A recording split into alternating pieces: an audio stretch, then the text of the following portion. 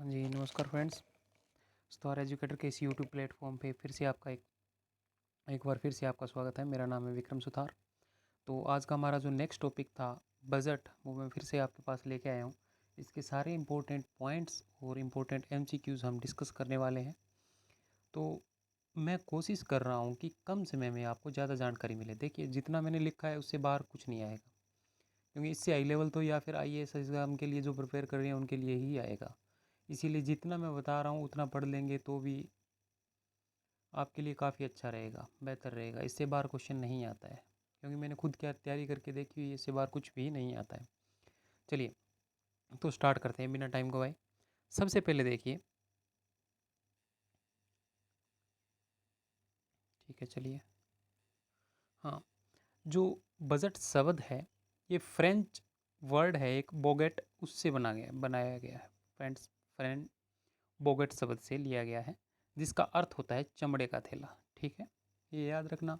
कई बार पूछ लेते हैं, तो कौन सा शब्द है? फ्रेंच। ये याद रखना, लैटिन शब्द नहीं है, ये फ्रेंच है। ठीक है, और ये संविधान में आर्टिकल 112 इसके लिए यूज़ किया गया है। सबसे इम्पोर्टेंट पॉइंट ये याद रखें। आर्टिकल 112, 1+1=2। क्या बन गया? बजट। क्योंकि जोड़ तोड़ लगाने को ही हम क्या कहते हैं? बजट। तो इसको ऐसे याद रखें, 1+1=2। इसी हम क्या बोलेंगे? बजट। आल्सो इसको फिस्कल पॉलिसी का लेख पत्र भी कहा जाता है। और इसको रिप्रेजेंट कौन करता है? रिप्रेजेंट इसको करता है फाइनेंस मिनिस्टर। कहाँ पर रिप्रेजेंट करता है? लोकसभा में। तो ये पॉइंट हमेशा आप याद रखेंगे। इसको एक वित्तीय वर्ष के लिए जो फाइनेंस मिनिस्टर है हमारे, वो रिप्रेजेंट करते हैं, और ये सिर्फ लोकसभा में ही होता है। तो इसका प्रोसेस क्या होता है? सबसे पहले ये मनी बिल के रूप में संसद में इस पर चर्चा होती है। किस पर? मनी बिल के रूप में संसद में चर्चा होती है। अब ये मनी बिल क्या है? मनी बिल के लिए हमें बताया गया है आर्टिकल नंबर 110 में। और इसकी जो भी चर्चा होगी वो सिर्फ और सिर्फ लोकसभा में रखा जाता है। मनी बिल, ये याद रखें आप, मनी बिल को सिर्फ और सिर्फ लोकसभा में ही रखा जाता है। इसका काम क्या होता है? मनी बिल के लिए हम संचित निधि से धन निकालना, जमा करना, उधार लेना और उधार देना, और न्यू टैक्स जितने भी लगा रहे हैं उसके ऊपर जो चर्चा होती है वो मनी बिल में होती है। ठीक है, तो इसका स्ट्रक्चर क्या होता है? सबसे पहले जो लोकसभा का स्पीकर है वो इसको डिसाइड करता है। डिसाइड होने के बाद प्रेसिडेंट के पास जाता है, प्रेसिडेंट से वापस लोकसभा में आता है, और लोकसभा के अंदर 14 दिन के बाद ये राज्यसभा में जाना नेसेसरी हो जाता है। राज्यसभा से फिर लोकसभा में, और लोकसभा से वापस ये प्रेसिडेंट के पास आता है, और प्रेसिडेंट इसको साइन कर देता है, और ये फाइनल हो जाता है। और उसी फाइनल को हम बोलते हैं बजट। तो मनी बिल से क्या बनता है? बजट बनता है। और मनी बिल का आर्टिकल हमें याद रखना है 110। ओके, ठीक है। अब हम बात करते हैं फाइनेंस बिल। फाइनेंस बिल किसके लिए यूज़ होता है? न्यू टैक्स लाने के लिए। क्या लाने के लिए? न्यू टैक्स लाने के लिए, और ये होता है 117 में। ओके, ये याद रखें हम। चलिए नेक्स्ट देखते हैं।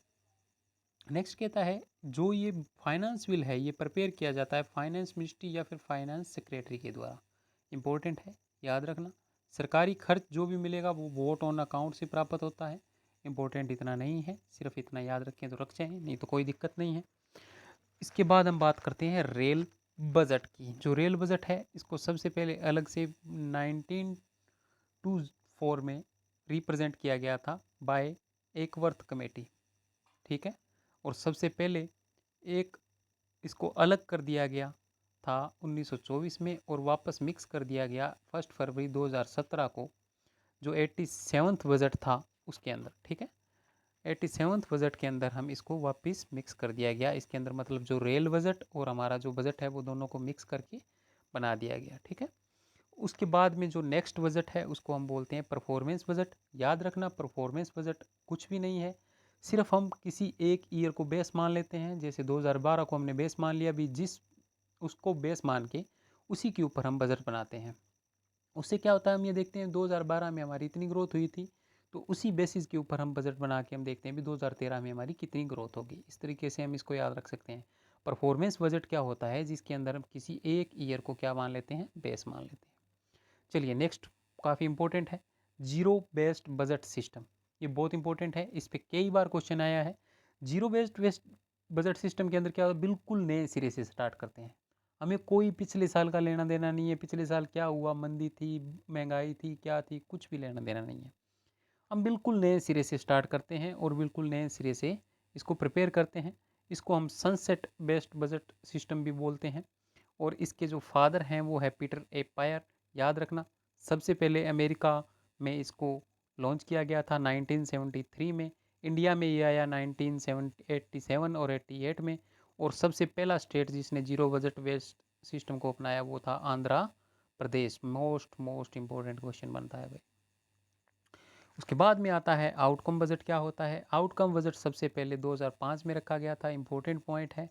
और आउटकम बजट में कुछ भी नहीं होता है, सिर्फ ये देखना होता है कि हर एक 3 महीने बाद हम ये जांच करते हैं कि जो बजट में स्कीम्स थी उसके ऊपर इम्प्लीमेंटेशन के ऊपर कितना कार्य होता है, उसी को हम आउटकम बजट कहते हैं। ठीक है।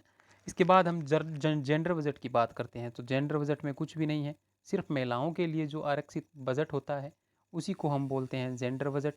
ठीक है। इसके बाद में कुछ हम इम्पोर्टेंट पॉइंट्स देखेंगे जो बजट के ऊपर इम्पोर्टेंट है। सबसे पहला बजट तो 1733 में प्रोफेसर फिलिप द्वारा लगाया गया। इंडिया में 1860 में जेम्स विल्सन ने इम्प्लीमेंट किया था। और इंडिपेंडेंट इंडिया में 1947 के अंदर आर के देशमुखम सरमुखम सेठी, बहुत ज़्यादा इम्पोर्टेंट, इन्होंने इसको रिप्रेजेंट किया था। ठीक है। चलिए नेक्स्ट देखते हैं। पहला गणतंत्र जो बजट था वो जॉन विथाई ने 1950 के अंदर रिप्रेजेंट किया था लोकसभा में। और सबसे ज़्यादा बार 10 बार मोरारजी देसाई ने किया था, जिसमें 8 जनरल बजट थे और 2 अंतरिम बजट थे। और PM and finance minister both जो रहे हैं वो कौन कौन हैं? पंडित जवाहरलाल नेहरू, इंदिरा गांधी और राजीव गांधी। ये तीनों ऐसे हैं जो फाइनेंस मिनिस्टर भी खुद थे और पीएम भी खुद थे। तो ये बातें याद रखनी है।